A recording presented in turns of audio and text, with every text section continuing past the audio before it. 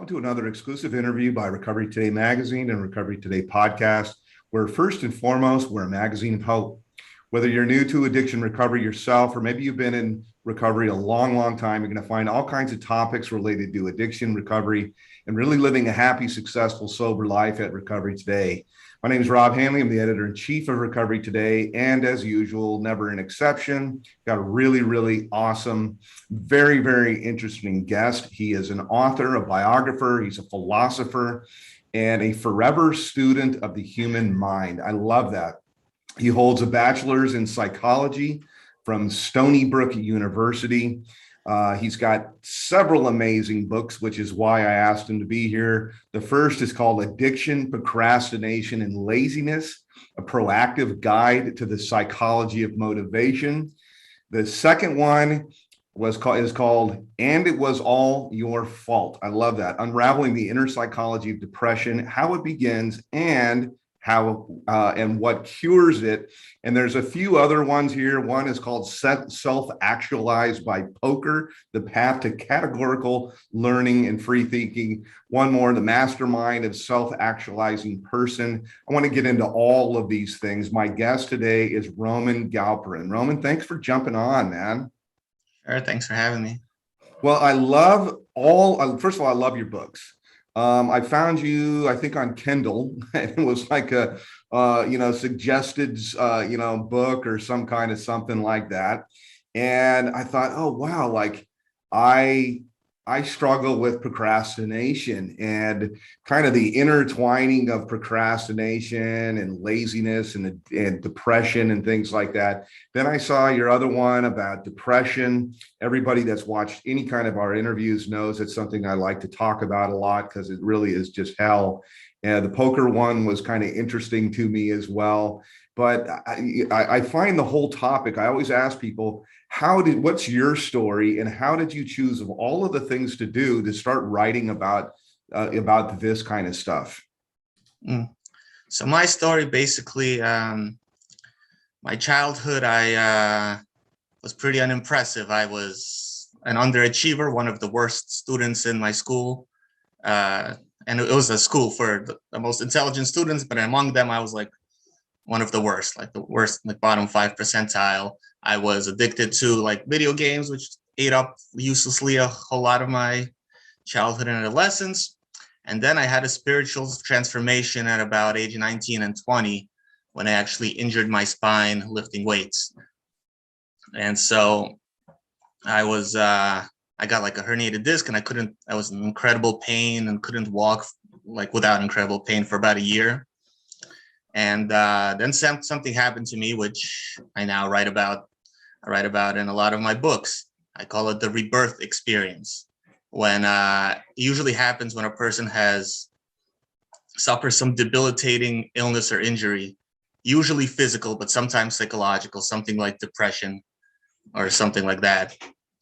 So yes, I injured my spine and had what I call the rebirth experience, which often it happens from people getting like cancer, or there's like a lot of examples, or some other injury. Like I know a guy who got into a car crash and broke all his bones and like thought he'd never walk again. And usually what people, if successful, end up saying about this is, it's the best thing that ever happened to me. You know, they get cancer and almost die, and it's the best thing that ever happened to me. They get in a car crash that breaks all their bones. It's the best thing that ever happened to me. And I injured my spine, couldn't walk for a year with incredible pain, and it was the best thing that ever happened to me. So what happens when you recover from that, when you start getting better, is suddenly just like people tell you that that at least you have your health. You know, you're addicted to video games, or you're depressed or something, or your life's not working out as you want it to be, and people are like, at least you still have your health. Like, well, what does it matter? What do you mean my health? Like, look at what's going on. Like, but actually, when you lose your health seriously, like when you get a serious injury or cancer or something like that, and finally you start regaining your health, that's when that is just enough to like make all of life bliss. Just not having your health, but kind of regaining your health. And a lot of the books I write, my biographies, are about people who've experienced something like this and have like and like have changed their whole psychology because of an experience like this. I call that the left turn. And sometimes I think about somebody will say, either it is something that makes you're going down the road and then there's a hard stop. And, in addiction, maybe it's it's an accident or it's an arrest or it's, some kind of something where you're able to actually look at something from a different kind of perspective.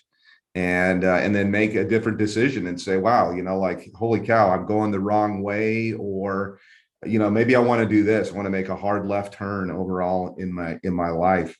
What led you to, so from this, you kind of have this event that happens, this plot twist that happens in your life. And then what? And then what was the next kind of transition as you go along in the story? Well, what happens is kind of experiences, because life is pure bliss.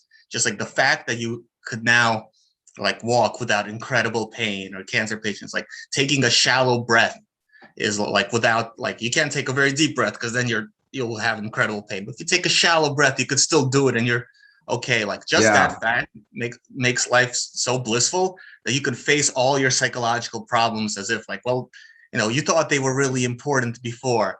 You thought that, what you said to that girl back then when you were 16, that was so important. What people think about you, that's so important.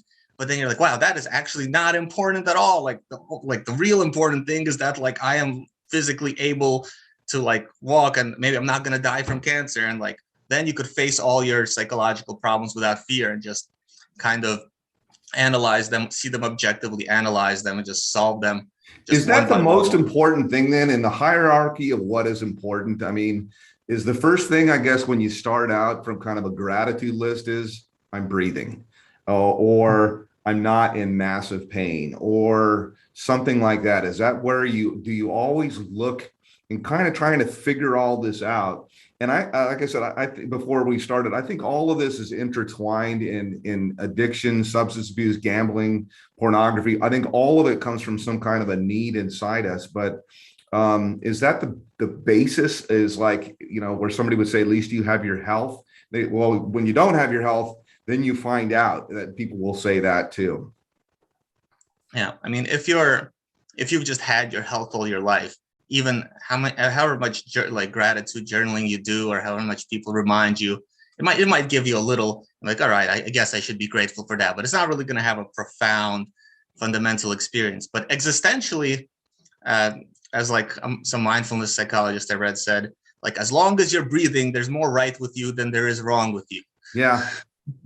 And yeah, existentially, like once you like really hit rock bottom in terms of like, oh, my life is going to end, or I'm going to be a permanent, like miserable cripple forever, then that is the first fundamental thing. And everything else is like that puts the importance of everything in perspective. Like all your problems are built on like a hierarchy of importance, but you take for granted the bottom levels that like it reminds me of a poem. Oh God, forgive me when I whine. I've got two legs. The world is mine. I forgot how the whole thing goes, but then I saw a lady and she couldn't see, and yada yada yada, and it's really I think from a basis of what we take for granted. You're right. Like you write a gratitude list, you're like, I'm healthy. Check that one off the box. But if you're not, it's really, really big. So how did you get into, what made you decide from this event to do what you're doing now? And you're not just talking about substance abuse, and you're not talking about you're talking about things that other people aren't talking about, laziness and procrastination and depression and stuff like that. How did this kind of transition happen to where you're doing what you're doing now?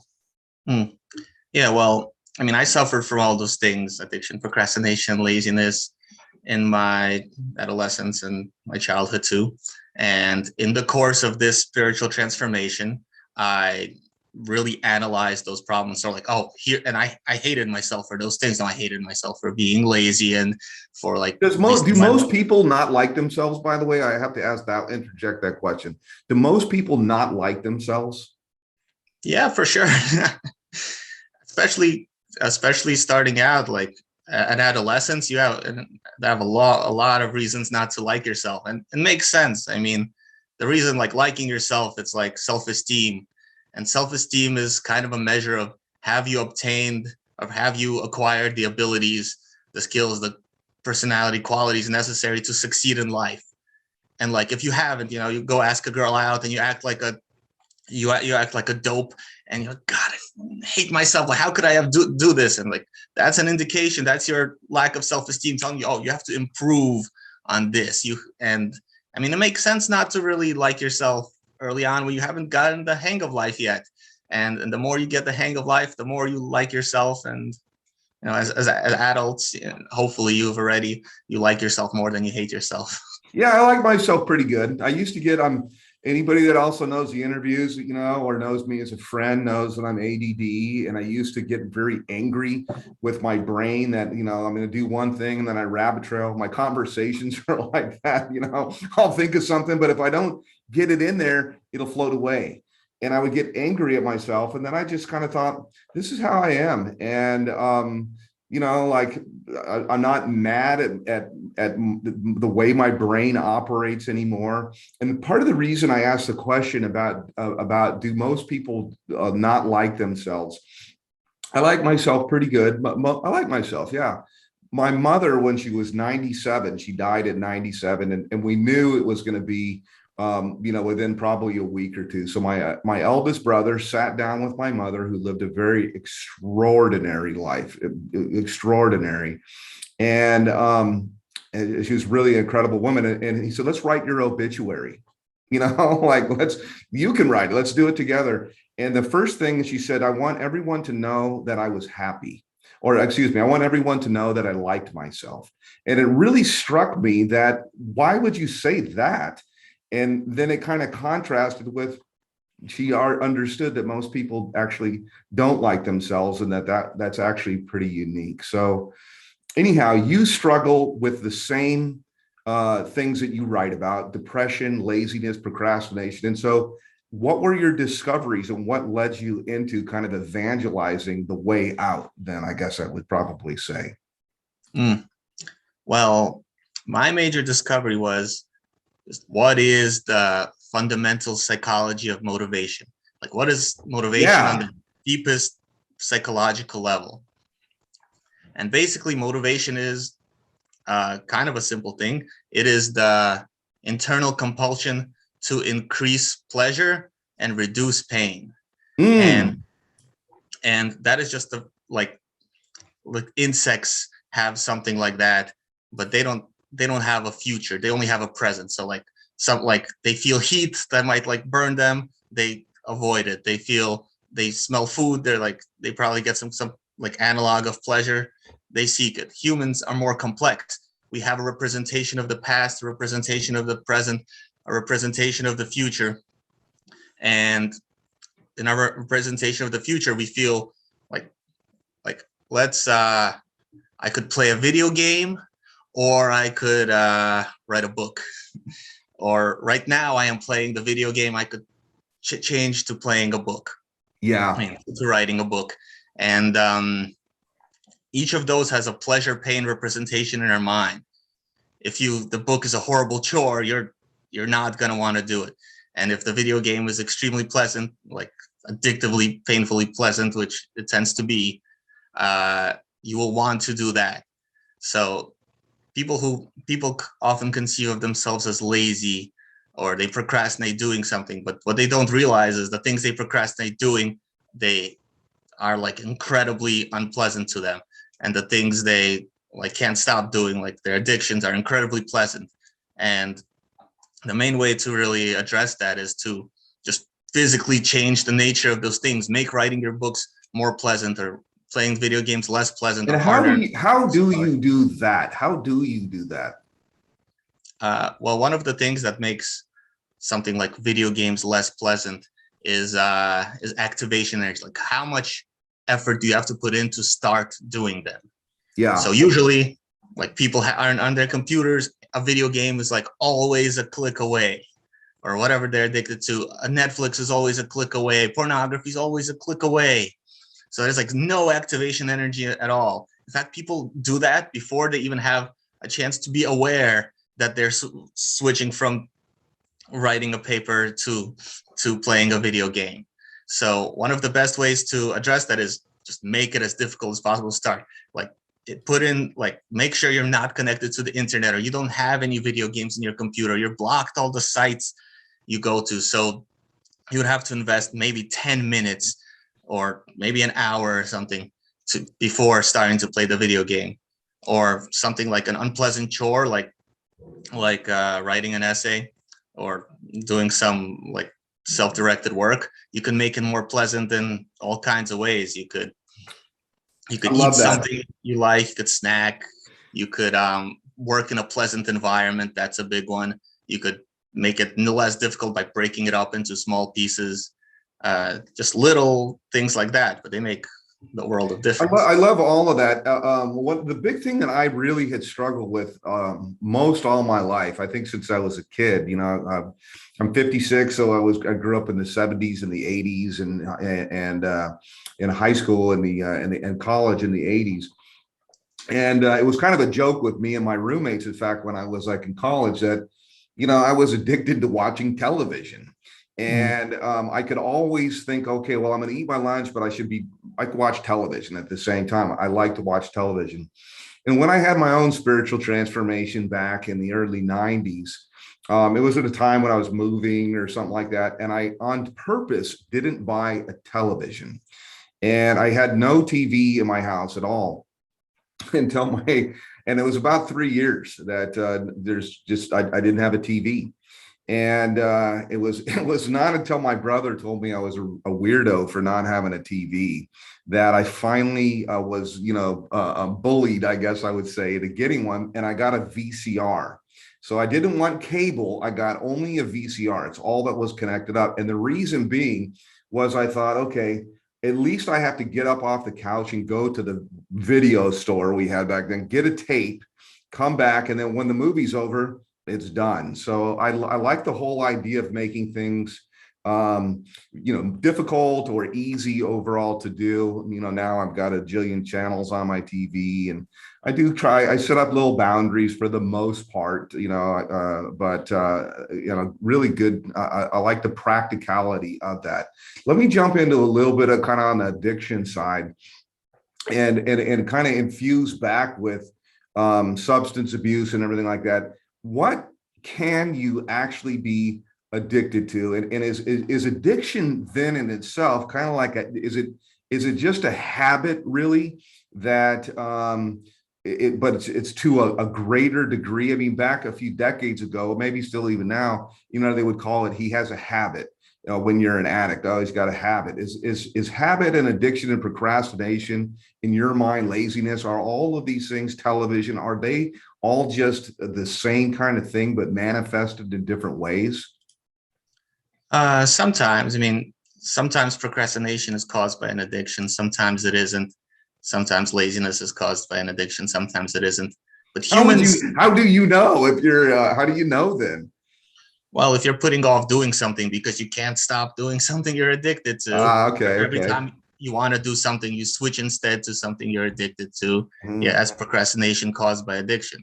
Sometimes you're just procrastinating and not engaging in any addictions at all, just because whatever is looming that you have to do, just to like scary or unpleasant or anxiety provoking, that you could do a variety of other things that you're not addicted to. But humans are strange creatures. They seem to be able to get addicted to just about anything that like has any amount of pleasure in it at all. Like there's people addicted to like drinking urine, even like cutting yourself, which is really prevalent. I don't know if it's actually an addiction. Probably show my ignorance on that, or it's trying to feel alive or feel something. But yeah, like there's weird. Yeah. I would say it's an addiction. I mean, if you can't prevent yourself from doing it, and it's also harmful. Yeah. I mean, I saw some woman was addicted to eating the ashes of like a dead family member. She couldn't stop. Just like eating a spoonful a day. She just couldn't stop. And she got some enjoyment from it. And but like, even if it's also like terrible and disgusting, like eventually, like if there's even a bit of pleasure in it, that might eventually overweigh like whatever you don't like about it and could form an addiction. So humans are strange in that way. We really, really are. So let's kind of transition into one of my favorite topics, only because I feel a need from the pain of it to like help anybody else out. One of your books is the title is about curing depression. So can we actually cure depression, and how would we do such a thing? Yeah, for sure. So it's definitely possible to cure depression, but depressions are very different. It's like they're kind of like snowflakes. Like I think even like the DSM has something like 5 out of to be diagnosed. Like not that I'm a big believer in the DSM, but Yeah. just for the purposes of illustration, it has 9 symptoms, 5 of which you have to meet in order to be diagnosed with depression. And like the variation of that is something like tens of thousands of different like combinations of symptoms could be there, so that like any patient you see won't like with depression won't be exactly like any other. Yeah. So but yeah, it depends what's causing the depression, but fundamentally I do think it's curable. And So can you, not to even give the book away, but like give me a few nuggets of like how do you, if somebody out there right now is watching this and they struggle with this, like what are some of the things that you do, and then how is there actually hope for this? well, when I started writing the depression book, I was I approached it like because I had a period of depression when I was like 15, and I introspected into that, and I was like, oh, here's and I was cured of it. An event happened which made it go away in a day. It wasn't very Was long. that a spiritual transformation? Is that what that was? I'm wondering what No, that would be. it was gaining information. So my uh my my most important formula from that book is like large loss plus self-blame equals depression. Not in all cases, but that is like a surefire formula for like just ending up in depression. Like you kill your best friend, and there's a lot of examples of this in like the army. Someone like shoots their best friend and their best army buddy, and they blame themselves and they get like the worst depression. Or someone's texting their girlfriend while she's driving and she crashes into a car and dies because you were texting her, and like you blame yourself, horrible depression. So a more mild version of that happened with me, and this is very common. It's almost a cliche. Like you're in a relationship which you like, and then like you do something and it ends, and then you're like, fuck, they blame Yeah. myself, and Yeah. like boom, depression. Yeah. And so that happened to me. I had my first relationship when I was 15, and I acted as a maybe you could expect a 15-year-old to do, like Yeah. prematurely, and it disintegrated. And I blamed myself, and I was stuck in depression for a couple months. And then what cured it was I like I stalked this 15-year-old girl online, and like this was Your what, like girlfriend, the girlfriend that you broke out, lost. text, yeah. Yeah. Yeah. I I did that stalked too. on I like was a stalker. I stalked. Yeah. not in person. I stalked like on a forum she visited, Oh, and so I didn't know why she broke up with me, or like why I she knew stopped. why mine broke up. She was cheating on me, and I used to get up early in the morning to see if there was another car in her play. I'd go sit in my car and wait. It wasn't confrontational, but yeah, go. So I get it. Anybody that's ever had that kind of thing understands, of course. Yeah. And so I found on the forum she didn't tell me, but she Yeah. explained on the forums to like a friend of hers like why she broke up with me, and like seeing that I saw that I was not to blame. Like it wasn't actually like something I shouldn't have done. So it wasn't all my fault, like the title of my book. And like that, like the next day, like I wasn't depressed anymore. Like I realized like, oh, that Interesting. was So you just no looked at reason. it from a different perspective.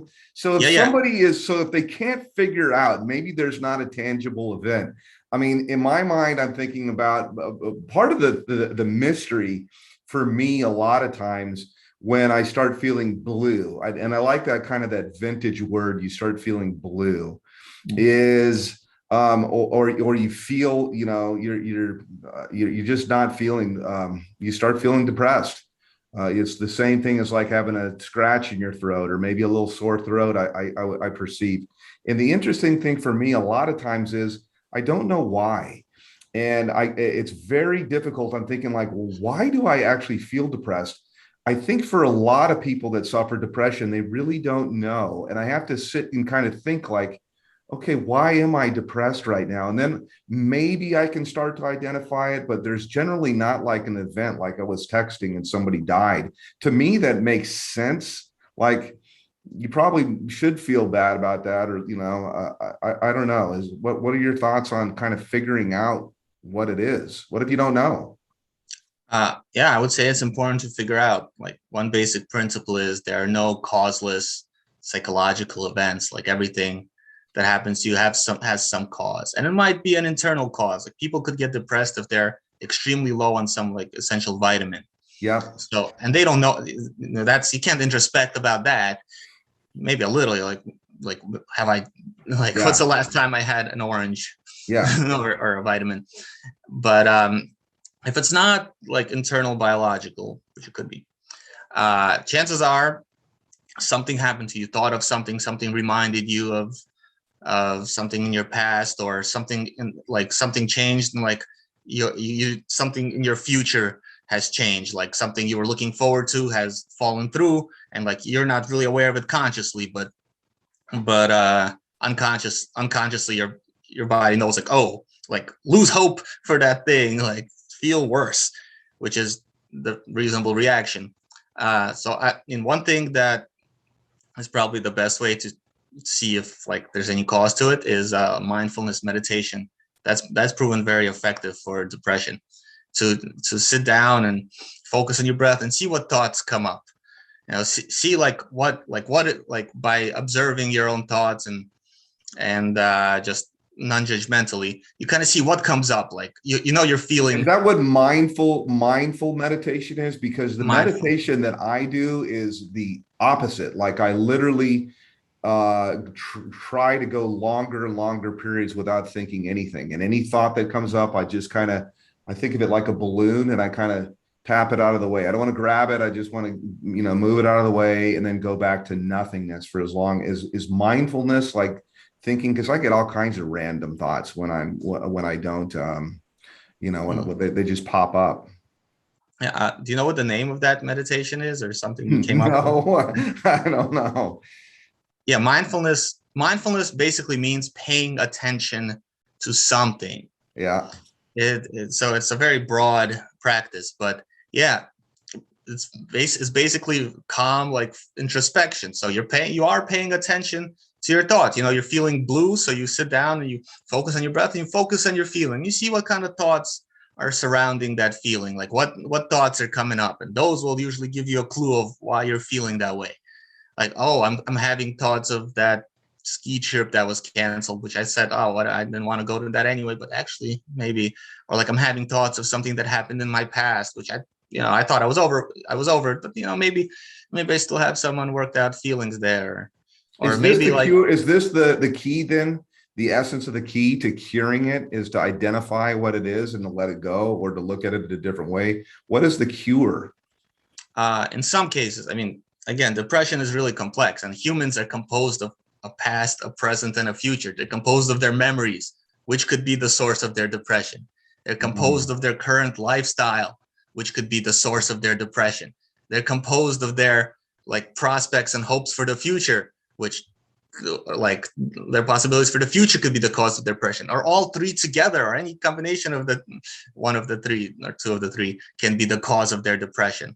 So sometimes if it's purely in the past, just understanding it, or if it's all purely in the future, then just understanding it and realizing like why you're depressed could be the solution to the cure. Often the cause is in the present, and that can't just be solved by thinking or paying attention. Then you have to make serious life changes in order I to have, not be depressed. it has been my understanding, and in my own kind of diagnosis and diagnosing myself, I look at depression as and maybe intertwined with fear too, is a sense of a lack of control. And so my mantra for most things is whatever I can control and do right now, I do. And what I can't control, I just pray about it generally with a hopeful expectation that everything is going to turn out okay. What are your thoughts on kind of just unplugging and being an observer of your depression rather than kind of living inside of it? Yeah, for sure. That is kind of what mindfulness is. It's being like a non-judgmental observer of your own thought processes and feelings Mm. and just your own consciousness. And yeah, and certainly, you know, there's something you can't control, and that's going to give you some anxiety. And anxiety is a negative feeling, could spark other negative feelings, and you're worried and like, where's my life going to go? And what am I doing now? And yeah, that could spiral into a bad mood. It could spiral all the way down to dark depression.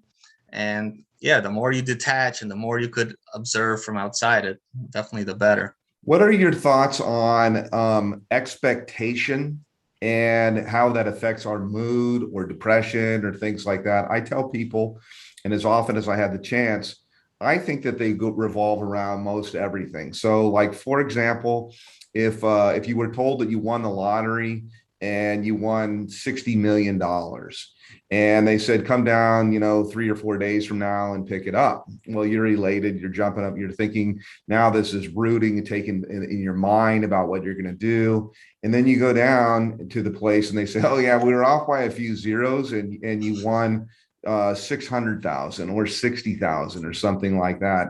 And now you're actually really bummed out and depressed, even though you have 60,000 or 600,000 or whatever it might be. What are your thoughts on framing your expectations? Yeah, for sure. Kind of the reason, at least one big function of depression, is your expectation. Your expectations are how you visualize your future. So again, when I started writing this depression book, I was looking at it, oh, depression is just one of the other like psychological problems people could fall to, like panic attacks or anxiety disorders or some other disorders, and depression was just one of them. But I found actually depression is like one of the most fundamental problems of life. It's part of our like navigation system through life. Like how we navigate through life is kind of, we form a goal, like a vision of the future, and we proceed towards it. We go to the goal, and based on like the obstacles we encounter, how well it's going, we feel either encouraged, and the goal itself is like represented by like if you have a goal, we're encouraged to do it. We feel enthusiasm for it. We go. Yes. And then maybe stuff isn't working out. We feel discouraged and like, all right, maybe that goal is not the best one, or maybe we shouldn't invest all our energies. And so depression is the very bottom of that. Like if the goal, like most people, like something like 80% or 75% of people never experience depression, but they navigate towards their goals by either increasing their enthusiasm or increasing their discouragement. Their body does. It's just based on like, oh, how enthusiastically am I going to pursue $60 million or $6,000? And Yeah. and for like $60 million, you could become manic. It's such a weird kind of dichotomy, because part of my own operating system and rules that I go by is like, I think that human beings are very, first of all, I think that we're spiritual beings. I think that we have enormous creative abilities, not just to go and physically do things, but I really do believe in manifestation. And, alas, that which I feared most has come upon me type of a thing. And, or then people will say things like, I just didn't want to get my hopes up. And or I'll believe it when I see it, these kind of things. And so there's kind of this opposite type of a deal in terms of with expectation. Like, number one, you should have a hopeful expectation and stuff that is going to go your way. On the other hand, I found a lot of freedom from a book. I think it's A Road Less Traveled by M. Scott Peck. And I think I might be misquoting, might be the wrong book, but it says something like, life is difficult. And when you accept that life is difficult and embrace that life is difficult and prepare yourself for it, then life becomes easy. So I tell people a lot of times, like, when shit doesn't go your way, that's how it's supposed to be. Like, shit's not, you wake up and the coffee maker is broken or something like that. That's kind of like what's supposed to happen is a coffee maker is supposed to be broken, and then you can fix it and put it together, get a new coffee maker or whatever it is. But there's this kind of this yin yang type of thing between having a healthy expectation that you're going to conquer the world or that everything is going to go great. And on the other hand, on the other side of the coin, being prepared that shit doesn't go your way. What are your thoughts on kind of this opposite type of thing? Yeah, I think that's a very good point. I mean, our expectations are basically our expectations for the future are based on our models of reality. Yeah. So, and like the more successful the model, the more successfully you're going to navigate through life. And I think of like expectation is like, here's your plan for the future. And so when you get there, you know what to do. And maybe you know it's a good place to get to because like in your plan, there's going to be all these great things. And so you're navigating through life, you're like in your car and the gas pedal is enthusiasm and the brake pedal is discouragement. And based on how accurate your model of reality is, like as you're proceeding it, you see the plan kind of change because you're getting new information. And so you see the plan change for the worse, you hit the gas pedal a little and you get more discouraged. You see it going for the better, you hit the brake pedal for discouragement. And depression is the full-on brake. It's flooring the brake when you see something that your plan for the future is like not going to work out at all. Like it's going to like lead to disaster. There's no way this could happen. Like you've misconstrued reality. And so you hit the full-on brakes and then literally you stop. You're not pursuing any goal. You're in a chaotic state. You have to figure out what to do next because everything you were planning for, like it's not going to happen. I like to think about it that way. Does this come from fear? Is that what this actually is? The whole fear, false expectation, or I forgot what fear. There's like all these acronym type of things, face. I forgot what it is, but like the whole idea that most of the things that you fear really never come to be anyway. Is depression intertwined? Is all of this brake pedal and gas? Is it around fear? I wouldn't say. I think fear might be a separate issue, like anxiety. That could certainly get you to step on the brake pedal. That's a different thing. I think that's a separate factor based on rather than enthusiasm or discouragement because a lot of people could just hit the brakes. There's no fear at all, but they just realize they've misconstrued like how their future could possibly be, and so they stop. Fear is another inhibitor to like prevent you from driving too, but that's like the emergent or like some other brake pedal in there, or like maybe that's like something stuck in your wheel. That's like, I think that's separate. What are your thoughts on the completion of goals? One of my favorite books was Make Your Bed. Something like our speeches was Make Your Bed. And I was on some kind of teleseminar a few years ago, and the guy, he had this acronym. It was FOC. And probably it works well for me is focus on completion, especially like in an ADD type of mind. Like, no, I'm going to start this and then I'm going to finish this. And part of the whole thing with depression is, and it gives you a hit of dopamine. What are your thoughts on the completion of tasks and things like that? I mean, the achievement of your goals is how you improve your life. So fundamentally, that's a good thing. Like if you never achieve your goals, you're not going to gain anything to make your life better in the present and the future. But also, yeah, that hit of getting something accomplished, it's a pretty powerful drug. Like I remember feeling like super, like the small victories, like you could be extremely discouraged about something. I was in a train and like I lost my luggage and something else, like my girlfriend just broke up with me. I was feeling like discouraged, and my friend's like, go get a small victory. It was like one of those cross country trains. He's like, go like ask like the guy running the train cafe to like fill our thermos up with boiling water. Like usually they won't do that, but like just convince him to do it. So I went and did it, and like, that was a victory. I was like, oh, like yes, and like that made me feel like immediately better. So those little victories, yeah, like completing a small task, those will give you a boost to like do the next thing.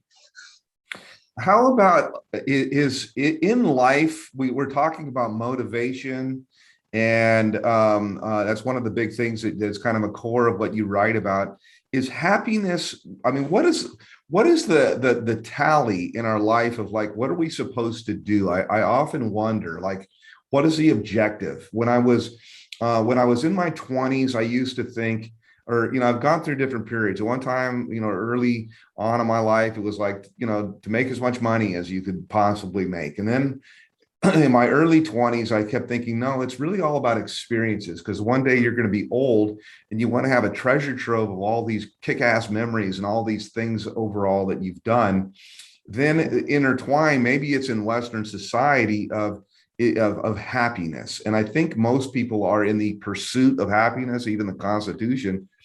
Is that the objective, is to try to be happy? Like, what's the essence of what we're at, what we're after here? Uh, well, I say like instinctually the like what orients us in the world to do what we're supposed to be doing is the pursuit of happiness.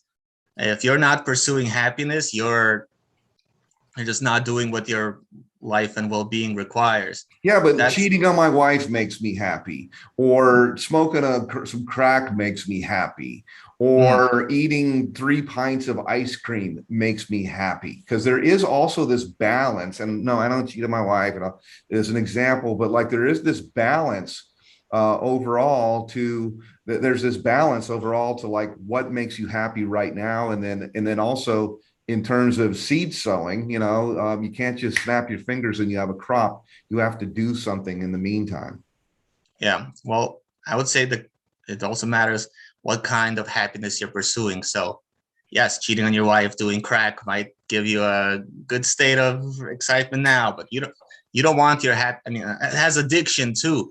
You don't, which is you don't want your happiness now to like be paid for by suffering in the future. You want to pursue long-term happiness. Like How do you you want distinguish the two then? Do we have a moral compass within us? How do you distinguish? I mean, everybody knows, like, okay, yeah, you fool around in your spouse and it's good for however long that you're in the sack or whatever it is. And then I think, then you should feel a lot of freaking remorse and regret and for being a piece of shit mm, person. How do you distinguish between like the whole 80s kind of mentality, like if it feels good, do it, and also what's going to be good?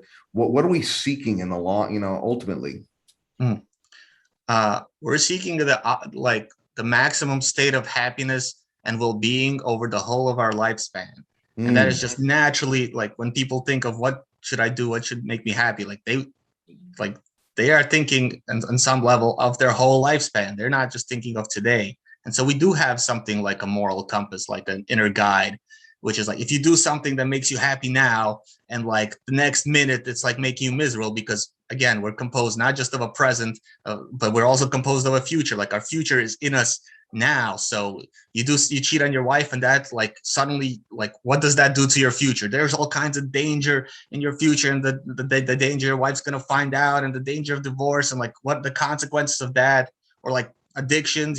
You spend a day drinking and like it feels great, and the next day you feel terrible because what have I done? Or video games, people feel like they really like the video games. As soon as they stop, they feel like Social shame. media, man, like I'll blow an hour like that and thinking, oh God, man, like just such a waste. Yeah, that's our internal signal saying that your happiness now is not conducive to your future happiness. And I mean, the happiness you should seek is the happiness that makes you like So we do increases have your. we're pre-wired with some kind of moral compass. I mean, don't steal from people, don't kill people, don't sleep with somebody else's wife. Or do you feel like we're created and pre-wired like that?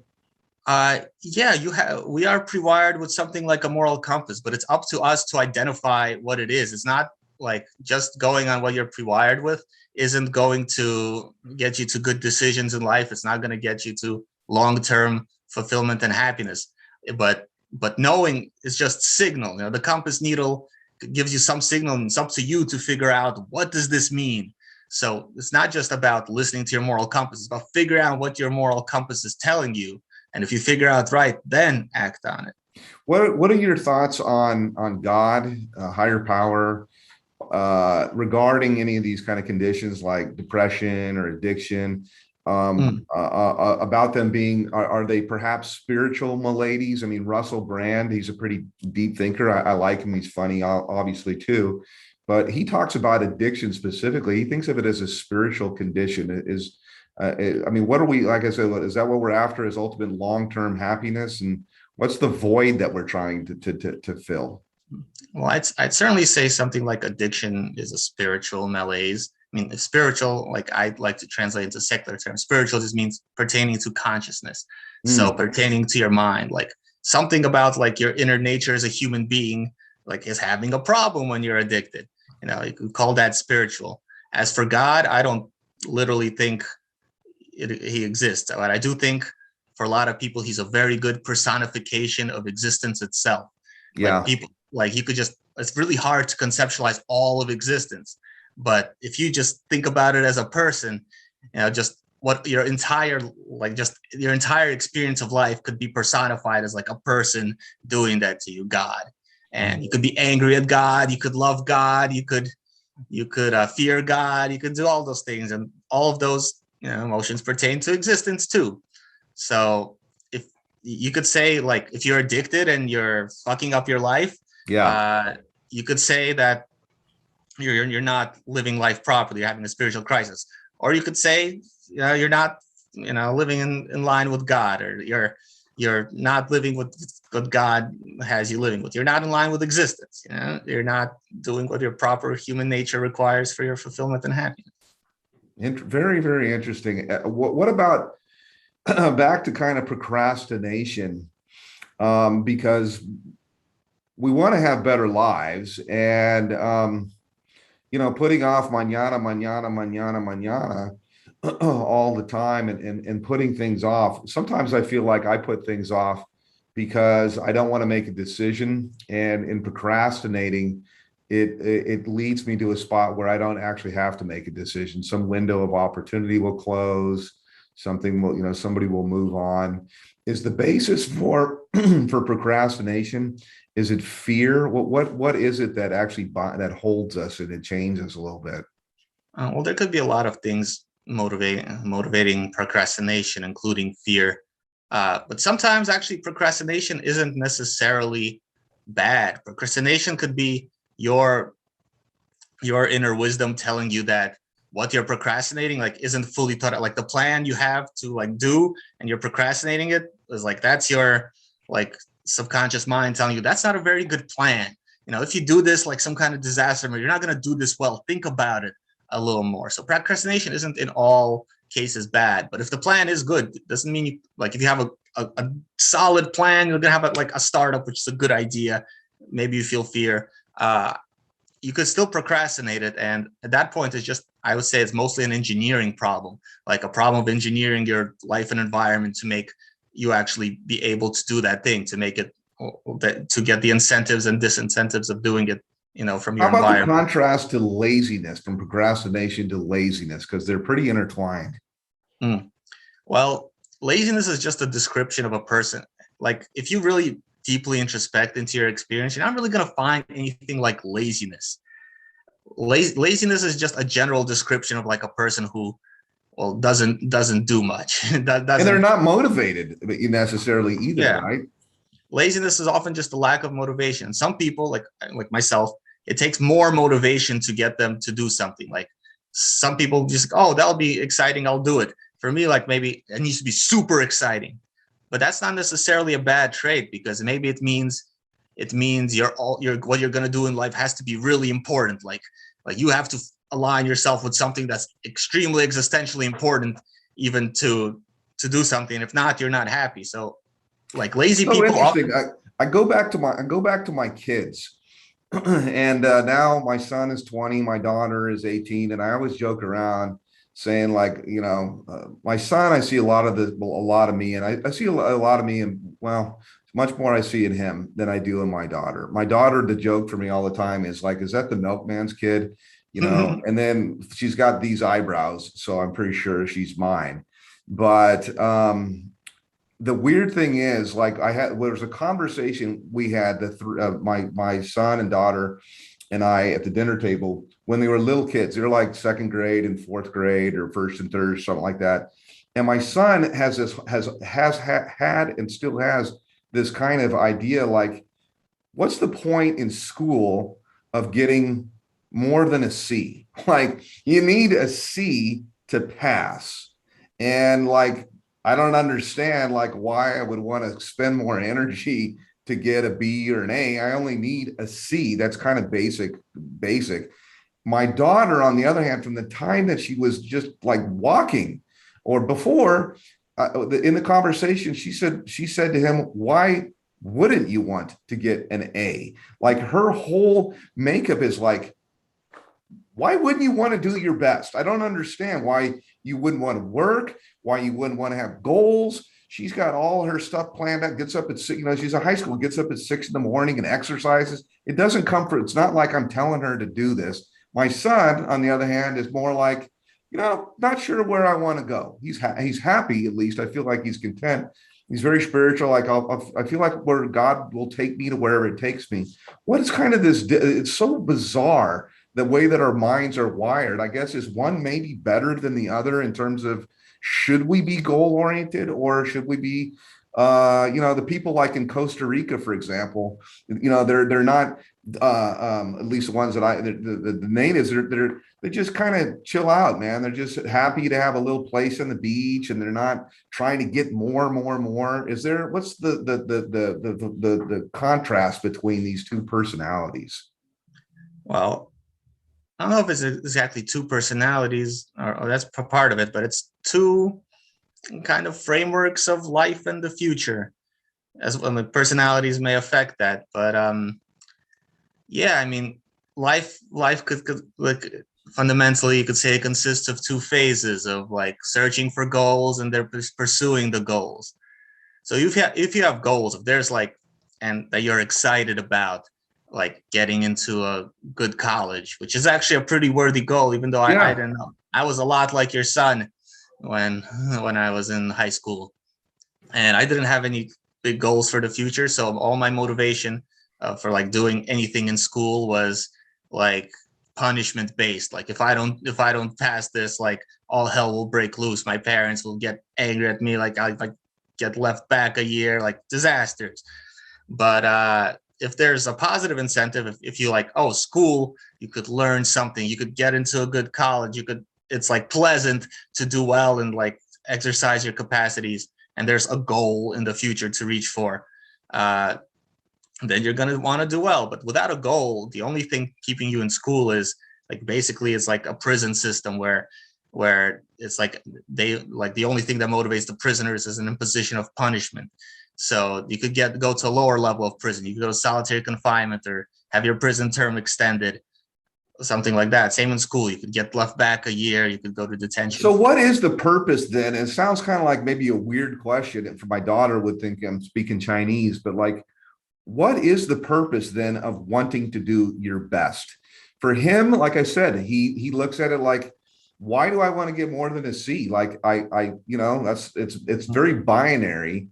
He looks at his life like I'm only 21 time, where she's got things since she was in third or fourth grade. She, knew where why do you want to go to this private school so I can get into a better college in third grade? Where do you want to go? Stanford. Why I want to make a lot of money? I mean, it's just really, it's really bizarre to me. Why should we, or should we want to do our best? I don't, what is the fundamental part of that, kind of like the deep philosophical part? Well, I mean, this is a good Jordan Peterson point, psychologist Jordan Peterson. So usually women have things much more together than men. And he has this whole program which basically consists of really concretizing and making a specific plan for the future you want. It like asks like in 5 years, like what do you want to have in 5 years? Like really think about it. Like, and most people, and like a lot of men don't do that while women do for some reason. But if you really plan, like, what do you want to be in 5 years? Like, where do you want to be? Like, and then what does it take to achieve that? And you form these goals, you concretize them. Like some people just never think about it. That's why his program's effective in like getting men to succeed better at college. It's that once you visualize the plan, you realize why you need to get A's or B's and not C's, because they are a means to that goal. If there's no goal, then you're just going to do the minimum it takes to avoid punishment.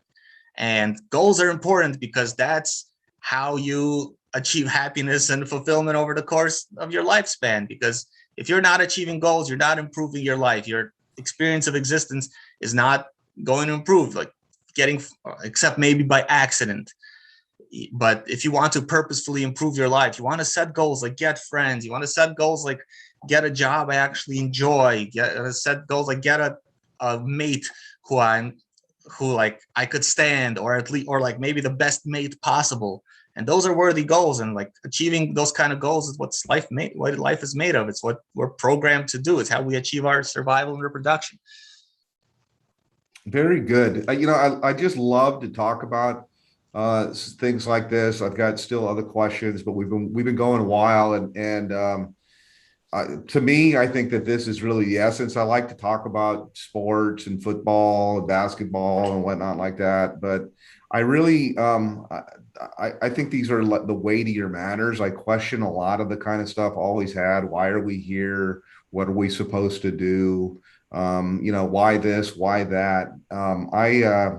It's a real pleasure to talk to somebody that actually thinks, and has answers and perspectives that I don't have. How can people get back to you, Roman, and get some of your books and things like that? What's the best way for them to connect with you?